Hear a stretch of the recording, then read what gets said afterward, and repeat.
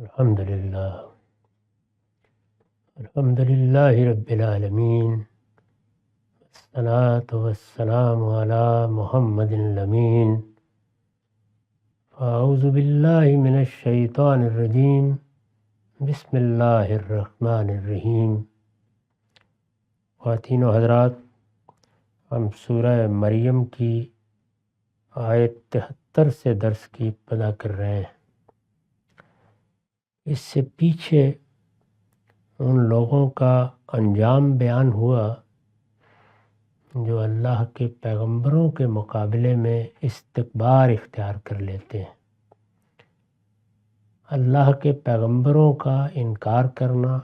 انکار کے بعد استکبار میں مبتلا ہو جانا، اس سے آگے بڑھ کر ان کی مخالفت یا ان کے مقابلے میں دشمنی کا اظہار، یہ وہ جرائم ہیں جن کے مرتکبین وہ لوگ ہوتے رہے ہیں جن کی طرف براہ راست پیغمبروں کی دعوت ہوئی ہے۔ پیغمبروں نے جب آ کر ان کو اللہ کا پیغام پہنچایا ہے تو اس کے رد عمل میں انہوں نے ان جرائم کا ارتکاب کیا، ان کا انجام بیان کر دیا ہے، اور ساتھ ہی یہ وضاحت کر دی ہے کہ جو خدا سے ڈرنے والے ہیں ان کو ہم نجات دیں گے۔ اور یہ لوگ یہ خدا سے ڈرنے والے بھی نہیں تھے، اور ان کو یہ احساس بھی نہیں ہوا کہ انہوں نے اپنی جان پر ظلم ڈھایا ہے، استکبار اختیار کر کے خدا کی دعوت کے مقابلے میں اکڑ کر اپنے آپ کو شیطان کے حوالے کر کے۔ اس میں آخری جملہ یہ تھا کہ وَنَذَرُ الظَّالِمِينَ فِيهَا جِثِيًّا، جو اپنی جانوں پر ظلم ڈھانے والے تھے اسی میں گھٹنوں کے بل ہم ان کو بیٹھے ہوئے چھوڑ دیں گے۔ یہی اسلوب اس سے پیچھے ان مجرموں کے حاضر ہونے کے وقت کے بارے میں اختیار کیا گیا۔ دونوں جگہ کا اپنا اپنا محل ہے، میں نے اس کی وضاحت کی ہے۔ پیچھے یعنی آیت 68 میں پیچھے انہی الفاظ میں اس وقت کی حالت بیان ہوئی ہے جب فیصلہ سننے کے منتظر ہوں گے۔ اللہ کا فیصلہ ابھی صادر نہیں ہوا، لیکن ان کو مجرموں ہی کی حیثیت سے بارگاہ میں پیش کر دیا گیا ہے۔ یہ میں عرض کر چکا ہوں کہ حساب کتاب اور اس طرح کے معاملات ان لوگوں کے لیے ہیں جن کے ہاں خلطوا عملا صالحا وسیئا کی صورت رہی، ایمان بھی ہے، اس میں کچھ علائش بھی آ گئی، اچھا عمل بھی کیا، برے کام بھی ہو گئے۔ یہ جو مستکبرین ہیں، اور خاص طور پر پیغمبروں کے براہ راست لوگوں میں سے مستکبرین، ان کے لیے جزا و سزا یہاں سے شروع ہو جاتی ہے۔ دنیا میں بھی ان کا نتیجہ سامنے آ جاتا ہے، برزخ میں بھی یہ اسی صورتحال سے دوچار رہتے ہیں، اور قیامت میں مجرموں کی طرح پکڑ کر بٹھائے جائیں گے، اور پھر یردون الی اشد العذاب، سخت ترین عذاب کی طرف لوٹا دیے جائیں گے۔ اس کو پیچھے بیان کیا تھا۔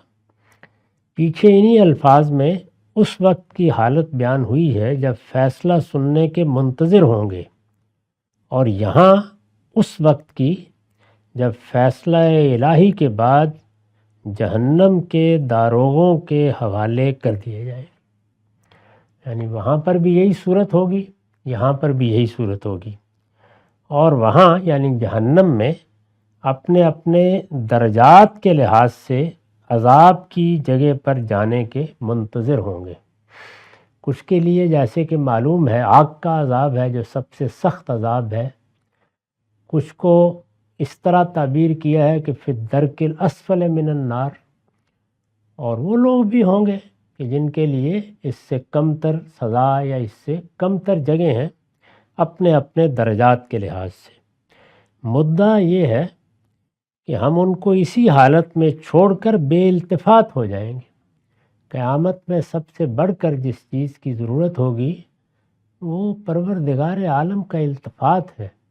اس کی نظر کرم ہے، وہ اگر حاصل ہو گئی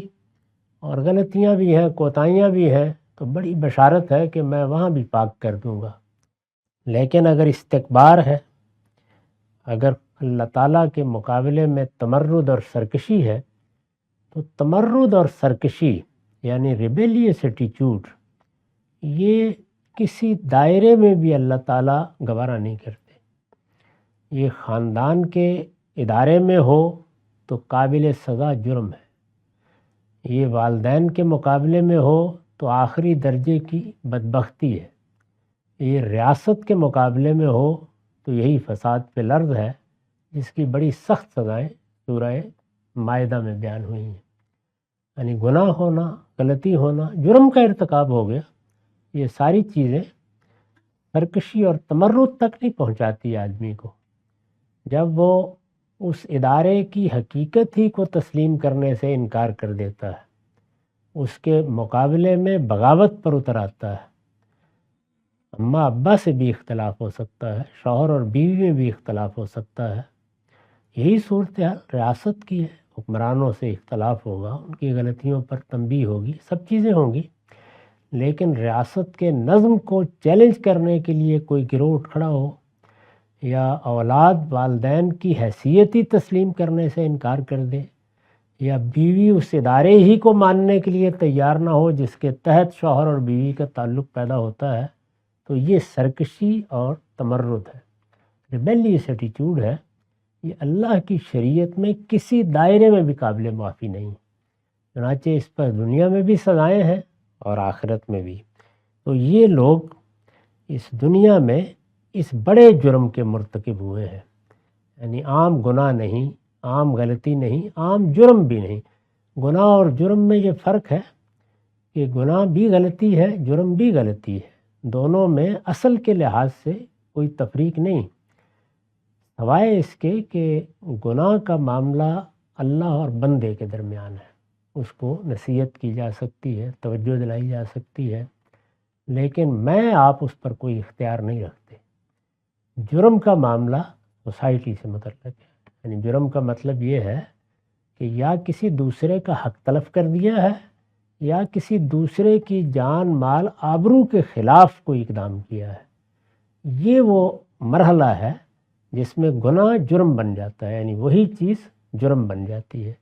قرآن مجید نے اس کو تینوں درجات میں واضح فرمایا ہے، یعنی جب گناہ صرف گناہ ہوتا ہے اس وقت نہ حق تلفی زیر بحث ہے اور نہ کسی کی جان مال آبرو کے خلاف زیادتی زیر بحث ہے، اب وہ گناہ ہے، اللہ نے اس کو گناہ قرار دیا ہے، انسان کا ضمیر اس کے گناہ ہونے کو مانتا ہے، انسان کا حادثہ اخلاقی اس کی شہادت دیتا ہے، وہ سب گناہ ہیں، ان سے مجھے بھی بچنا ہے، آپ کو بھی بچنا ہے، ان کے بارے میں دعوت ہے، تبلیغ ہے، نصیحت ہے، امر بالمعروف اور نہی عن المنکر ہے، یعنی لوگوں کو توجہ دلانا، اور اس مقصد کے لیے آپ مختلف طریقے اختیار کر سکتے ہیں، لیکن وہاں کسی پر کوئی چیز نافذ نہیں کی جا سکتی، توجہ ہی دلائی جا سکتی ہے۔ جس وقت کوئی گناہ جرم بن جاتا ہے، یعنی وہ کسی دوسرے کی حق تلفی کا باعث بن جاتا ہے، یا اس کے خلاف اس کی جان اور مال یا آبرو کے خلاف کسی اقدام کا باعث بن جاتا ہے، تو اب وہ قابل دست اندازی پولیس ہو گیا، یعنی اس کے خلاف ریاست معاشرہ اقدام کرنے کا حق رکھتے ہیں، اب اس کو آپ کرائمز کی فہرست میں لے جاتے ہیں، وہ محض سن یا محض گناہ نہیں رہے گی۔ اور اس سے آگے بڑھ کر یہ ہے کہ جرم اس طرح سے ہوا ہے کہ وہ سرکشی اور تمرد کا اظہار بن گیا ہے،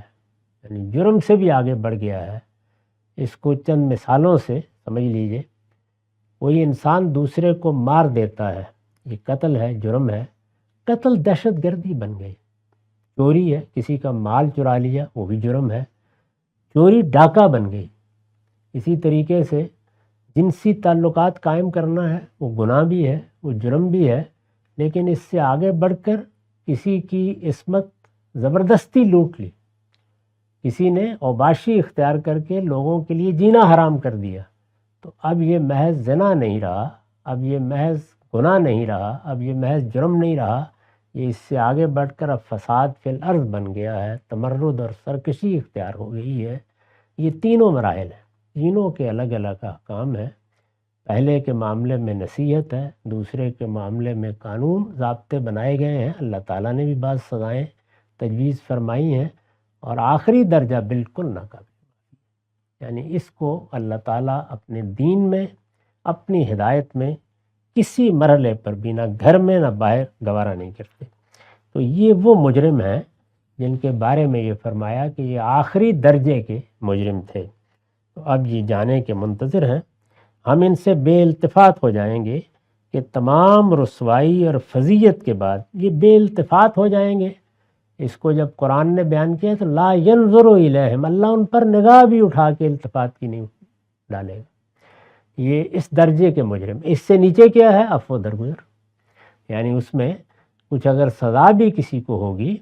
تو وہ اللہ تعالیٰ کہتے ہیں کہ پاکیزہ بنانے کے لیے ہوگی، جنت کے قابل کر دینے کے لیے ہوگی، وہ سزا اس طرح کی سزا نہیں ہوگی۔ اس میں عفو درگزر کی وہ انتہا ہے کہ جس کو اس طرح بیان کیا ہے کہ فلاں فلاں جرائم کی بات تو الگ ہے، لیکن اس کے نیچے یغفر ما دون ذالک، جس کو چاہوں گا معاف کر دوں۔ تو نیچے پھر عفو درگزر کی وسعتیں ہیں اللہ تعالیٰ کی طرف سے۔ تو فرمایا بے التفات ہو جائیں گے کہ تمام رسوائی اور فضیحت کے بعد اب وہ ان لوگوں کی گرفت میں ہیں جو انہیں ان کے ٹھکانوں تک پہنچا دیں گے۔ تو اب گویا داروغوں کے سپرد ہو گئے، جہنم کا نظم جن فرشتوں کو دیا گیا ہے وہ جانے اور یہ جانے، اللہ تعالیٰ اپنی نگاہ پھیر لیں گے۔ اس لحاظ سے دیکھیے تو آیت میں لفظ جسیہ دونوں جگہ نہایت موزوں استعمال ہوا ہے، اس لیے کہ انتظار کے مراحل میں مجرم بالعموم اسی طرح بٹھائے جاتے ہیں، یعنی وہ گھٹنوں کے بل بیٹھے ہوتے ہیں اور سر گھٹنوں میں دیے ہوئے بیٹھے ہوتے ہیں۔ وہی تصویر کم و بیش کھینچی ہے، اس طرح بیٹھے ہوں گے اور ان کو اللہ تعالیٰ چھوڑ دیں گے۔ یعنی باقی لوگوں کے معاملے میں کیا ہے؟ التفات رہے گا، اللہ تعالیٰ عفو درگزر کے مواقع پیدا کریں گے، ان کے لیے وہاں پر بھی تزکیے کا اہتمام ہو جائے گا، یہ سب چیزیں ہوں گی، لیکن ان کے لیے اس کا کوئی سوال نہیں ہے۔ تو اس دو پہلوؤں کو واضح طور پر سمجھنا چاہیے، دنیا میں بھی اور آخرت میں بھی۔ اب فرمایا وَإِذَا تُتْلَى عَلَيْهِمْ آيَاتُنَا بَيِّنَاتٍ قَالَ الَّذِينَ كَفَرُوا لِلَّذِينَ آمَنُوا أَيُّ الْفَرِيقَيْنِ خَيْرٌ مَقَامًا وَأَحْسَنُ نَدِيًّا۔ انہیں جو مخاطبین ہیں، ظاہر ہے کہ یہ سورہ مشرکین عرب کو اصلاً مخاطب کر رہی ہے، انہیں جب ہماری کھلی کھلی آیتیں سنائی جاتی ہیں تو یہ منکرین ایمان لانے والوں سے کہتے ہیں، یعنی جو لوگ، اور چند ہی لوگ تھے رسول اللہ کو مان کر آپ کے ساتھی بن گئے تھے، یہ ان سے کہتے ہیں کہ بتاؤ ہم دونوں گروہوں میں کون اپنے مرتبے کے لحاظ سے بہتر ہے اور کس کی مجلسیں زیادہ شاندار ہیں۔ یعنی جو دنیا میں ان کو دولت میسر ہوئی ہے، اقتدار میسر ہوا ہے، جو ان کے محلات ہیں، گھر ہے، جس طرح کی سہولتیں ان کو ملی ہیں، یہ ان کی طرف ان کو متوجہ کرتے اور کہتے ہیں کہ اس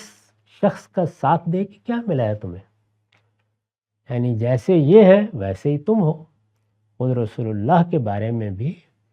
عرب کے سرداروں نے یہی کہا کہ لولا نزل ھذا القرآن علی رجل من القریتین عظیم، کہ ہمارے ان دو شہروں میں، ایک مکہ دوسرا طائف، بڑے بڑے لوگ رہتے ہیں، ان کو اللہ تعالیٰ نے بہت شان، بڑی وجاہت دے رکھی ہوئی ہے، شخصیت میں بھی ان کی سرداری جھلکتی ہے، ان کے پاس شاندار مجلسیں ہیں، محلات ہیں، قصور ہیں۔ تو یہ اللہ تعالیٰ کو نبوت کے لیے انتخاب کرنا تھا، اپنا پیغام دینا تھا، تو اس کے لیے یہی ملے۔ یہ صورتحال ان لوگوں کے ہاں تھی، چنانچہ اس کو سامنے رکھ کر وہ جب یہ مسلمان، یہ زیر 10 لوگ، زیادہ تر غلام تھے، نچلے طبقوں کے، ان کے خیال کے مطابق لوگ تھے، اللہ کے دین کی نگاہ میں تو یہ طبقات کی کوئی حیثیت نہیں ہے، لیکن وہ سمجھتے تھے کہ یہ تو کوئی کمین لوگ ہیں، ہمارے ہاں خدمات انجام دیتے تھے، یہ کیا ہے اگر ایمان لے آئے؟ تو جب کبھی وہ آ کے کہتے تھے، اور ایمان میں یہ بڑی شان ہوتی ہے کہ وہ بھی آدمی کو ایک وقار دیتا ہے، چنانچہ آ کے ان کو بتاتے تھے کہ تم بھی ہدایت کی طرف لپکو۔ تو جواب میں وہ یہ کہتے تھے، ان کا قول نقل کیا ہے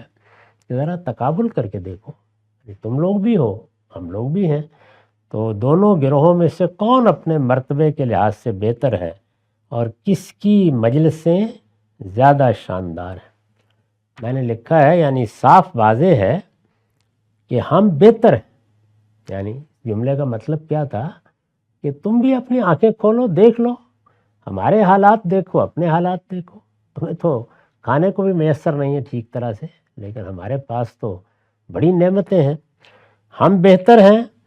تو وہ پھر اس سے استدلال کرتے تھے کہ آگے کمتر کیوں ہو جائیں گے؟ یعنی جب اللہ تعالیٰ نے اس دنیا میں ہمارا انتخاب کیا کہ اس نے ہمیں دولت دی، ہمیں اقتدار دیا، ہمیں فراوان رزق دیا، تو یہ آخر کیا حماقت کی بات ہے کہ جب ہمیں یہاں یہ دیا ہے تم کہتے ہو وہاں تم محروم ہو جاؤ گے؟ یہ نہیں ہو سکتا۔ جب خدا نے سب ہمیں یہاں دیا ہے اور تم محروم رہے ہو تو آگے بھی ہمیں ہی ملے گا۔ یعنی جو طریقہ، اگر کوئی خدا ہے تو اس نے جو فیصلہ یہاں کیا ہے وہی فیصلہ آگے بھی ہمارے حق میں ہوگا۔ اس سے اندازہ کیا جا سکتا ہے کہ انسان کس درجے کی حماقتوں میں مبتلا ہو جاتا ہے۔ یہ وہ کہتے تھے۔ اب فرمایا کہ خیر قیامت تو آئے گی، جب آئے گی دیکھا جائے گا، لیکن تمہاری طرف تو خدا کا رسول آ چکا ہے، اور جانتے ہو کہ اس سے پہلے جن قوموں کی طرف رسول آئے تھے ان کے اقتدار اور ان کے خدم و حشم اور ان کے گھروں اور ان کے محلات اور ان کے قصور کا کیا حال ہوا تھا۔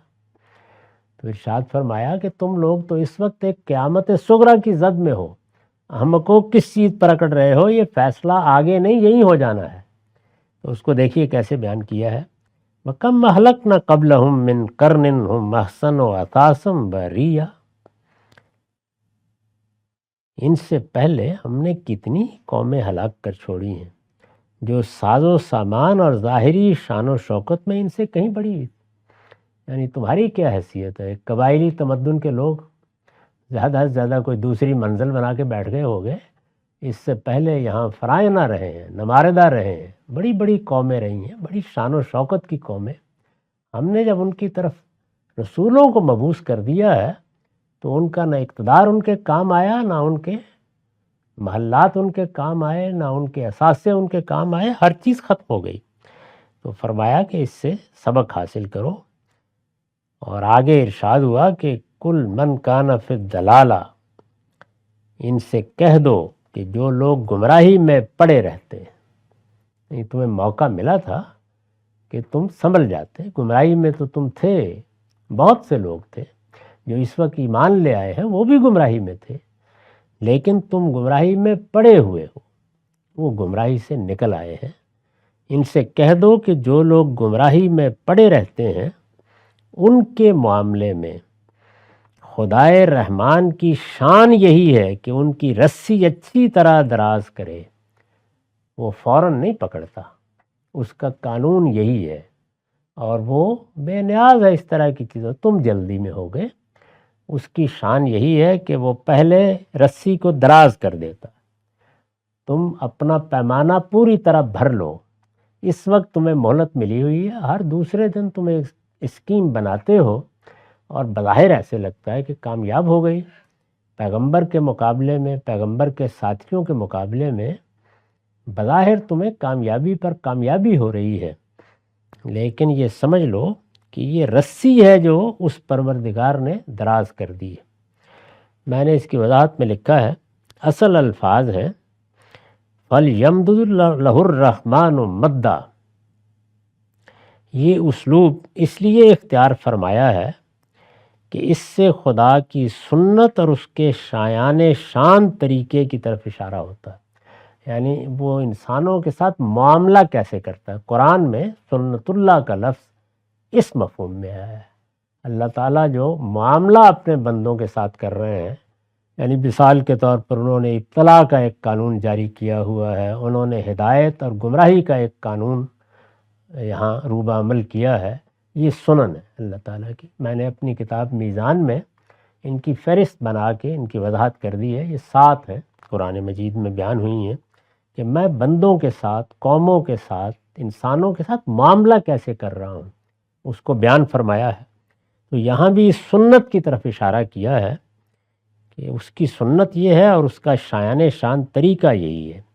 مطلب یہ ہے کہ خدا کی قدرت و حکمت اور اس کے حسن تدبیر کا تقاضا یہی ہے کہ اس نے دنیا امتحان کے لیے بنائی ہے۔ یعنی اگر اس دنیا کو بنانے کا مقصد ابتلا ہے، امتحان ہے، آزمائش ہے، دیکھنا ہے، تو پھر بنانے والے میں اتنا حوصلہ ہونا چاہیے کہ کچھ دیر تک رسی کو دراز رہنے دے۔ اگر وہ فوراً پکڑے گا، پکڑنے کو تو وہ ہر چیز پر قدرت رکھتا ہے، پھر ابتلا کا قانون باطل ہو جائے گا۔ تو اس نے جب یہ بات طے کر دی ہے کہ مجھے لوگوں کو مہلت دے کر آزمانا ہے، تو مہلت میں رسی پھر دراز ہوگی۔ اس نے دنیا امتحان کے لیے بنائی ہے، تو پھر حسن تدبیر کا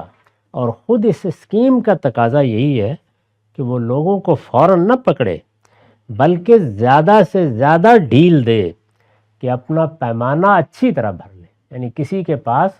کوئی عذر باقی نہ رہ جائے، پورا موقع مل جائے اور پکڑنے سے پہلے اس کی حجت ہر لحاظ سے ان پر پوری ہو جائے، کوئی کسر باقی نہ رہے، وہ کہہ نہ سکیں کہ ہمیں تو موقع نہیں ملا، یا سوچنے کی مہلت نہیں ملی، یا بس بات ایک بار کہی اور پکڑ لیا۔ نہیں، ان کو پورا موقع دے دیا جائے۔ چنانچہ اللہ کے پیغمبر بھی جب زمین پر آتے ہیں تو قرآن سے معلوم ہوتا ہے کہ اللہ تعالیٰ ایک غیر معمولی اہتمام کر کے یعنی پیغمبر بھیج دیا، اس سے زیادہ کیا اہتمام ہو سکتا ہے، پھر لوگوں کو ایک بڑی مدت تک موقع دیتے ہیں۔ اگر وہ پیغمبر کی جان لینے کے درپے نہ ہوں تو بالعموم یہ مدت بڑی طویل ہو جاتی ہے، یہاں تک کہ قرآن مجید نے کہا کہ 950 سال پر محیط ہو۔ سیدنا نوح کے معاملے میں یہی فرمایا، یہ اتنی بڑی مدت بھی ہو سکتی ہے اگر لوگ جان کے درپے نہیں ہوئے، لیکن اگر وہ پیغمبر کی جان کے درپے ہو جائیں تو پھر مسیح ہوں، پھر موسیٰ ہوں، پھر رسالت مآب ہوں، ان کا پیمانہ پھر پڑ جاتا ہے، پھر معاملہ ختم ہو جاتا ہے، پیغمبر کو ہجرت کے لیے کہہ دیا جاتا ہے اور اللہ کا قانون جاری ہو جاتا ہے۔ تو فرمایا کہ خدائے رحمان کی شان یہی ہے کہ ان کی رسی اچھی طرح دراز کرے، یہاں تک کہ جب وہ اس چیز کو دیکھ لیں گے جس کا ان سے وعدہ کیا جا رہا ہے، یعنی اس وقت تک ان کے لیے مہلت ہے۔ اور وہ مہلت ان لوگوں کے لیے، یہ چونکہ پیغمبر کے براہ راست مخاطبین ہیں، دونوں پہلوؤں سے ہیں، خواہ وہ عذاب الہی ہو یا قیامت کی گھڑی، اس لیے کہ ان کے لیے 2 قیامتیں ہیں، ایک جو دنیا میں آنی ہے، ایک وہ جو آگے۔ حتیٰ اذا رأوا ما یوعدون اما العذاب و اما الساعۃ، یہاں تک کہ جب اس چیز کو دیکھ لیں گے جس کا ان سے وعدہ کیا جا رہا ہے، خواہ وہ عذاب الہی ہو یا قیامت کی گھڑی۔ یہ وہ عذاب ہے جو رسولوں کا انکار کر دینے کے نتیجے میں دنیا ہی میں آ جاتا ہے۔ میں نے لکھا ہے یہ اس عذاب کا ذکر ہے جو رسولوں کی تکذیب کے نتیجے میں لازماً آتا ہے۔ تو اس کو اس طرح بیان کیا کہ اما العذاب و اما الساعۃ، یعنی ایک صورت یہ ہوگی کہ یہاں عذاب آئے گا اور دوسری صورت وہ ہوگی جس میں قیامت میں سب پکڑ بلائے جائیں گے۔ فَسَيَعْلَمُونَ مَنْ هُوَ شَرٌّ مَكَانًا وَأَضْعَفُ جُنْدًا، تو اس وقت خوب جان لیں گے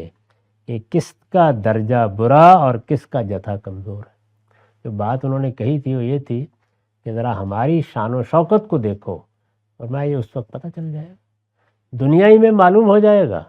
اور تم میں سے اگر کوئی اس سے پہلے رخصت ہو رہا ہے قیامت میں معلوم ہو جائے گا۔ اس لیے یہ فیصلہ تو ہونا ہی ہے۔ اس کی وضاحت میں نے حاشیہ لکھا ہے، آیت میں تفضیل کے صیغے استعمال ہوئے ہیں، یعنی شر مکانہ، اضعف جندہ، یہ سپرلیٹو ڈگریز ہیں۔ آیت میں تفضیل کے صیغے بیان ہوئے ہیں، عربیت کی روح سے ضروری نہیں ہے کہ انہیں تقابل کے مفہوم میں لیا جائے، یہ اس سے مجرد ہو کر بھی آتے ہیں، یعنی عربی زبان میں یہ ضروری نہیں ہوتا کہ ان کو مقابلے میں رکھ کے دیکھا جائے، فلاں سے کمزور یا فلاں کے مقابلے میں ضعیف، یہ بعض اوقات اس کی نوعیت کے لحاظ سے ایسے آ جاتے ہیں، مجرد ہو کر آ جاتے ہیں۔ تو اسی لحاظ سے میں نے ترجمہ کیا ہے، کس کا درجہ برا یعنی نہایت برا، اور کس کا جتھا کمزور یعنی نہایت کمزور ہے۔ تو فرمایا یہ تو اب معلوم ہو جائے گا۔ وَيُرِيدُ اللَّهُ الَّذِينَ اهْتَدَوْا هُدًى، اس کے برخلاف جو لوگ ہدایت کی راہ اختیار کرتے ہیں ان کے ساتھ کیا ہوتا ہے؟ وَيَزِيدُ اللَّهُ الَّذِينَ اهْتَدَوْا هُدًى،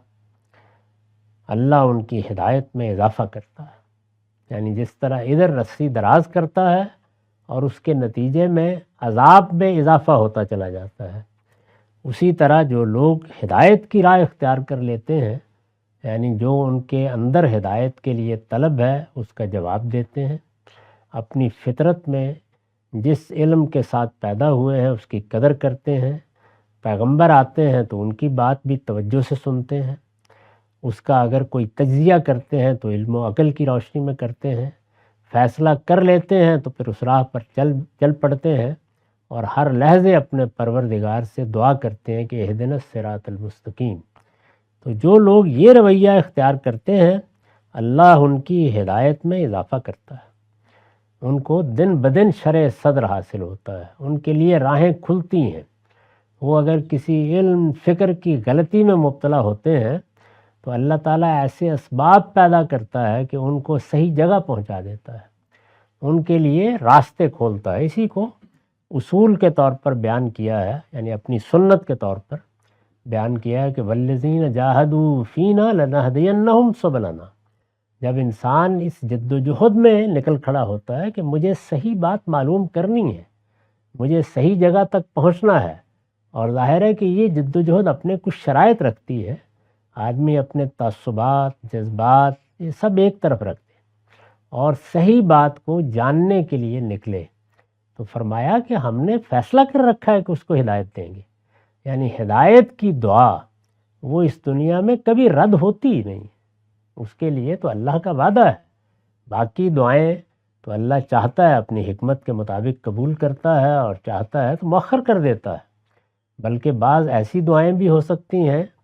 کہ وہ اس دنیا میں مجموعی حکمت ہی کے خلاف ہے، جیسے مسلمان اس وقت اپنی کامیابی کی دعائیں کرتے ہیں، یہ نہیں قبول ہوتی۔ تاہم ہدایت کی دعا اللہ تعالیٰ ہر وقت قبول کرتا ہے، اس کا وعدہ ہے۔ تو یہاں فرمایا کہ ہم ان کی ہدایت میں اضافہ کرتے ہیں دن بدن۔ والباقیات الصالحات خیر عند ربک ثوابا وخیر مردا، اور باقی رہنے والے اچھے اعمال تیرے پروردگار کے نزدیک اجر کے لحاظ سے بھی بہتر ہیں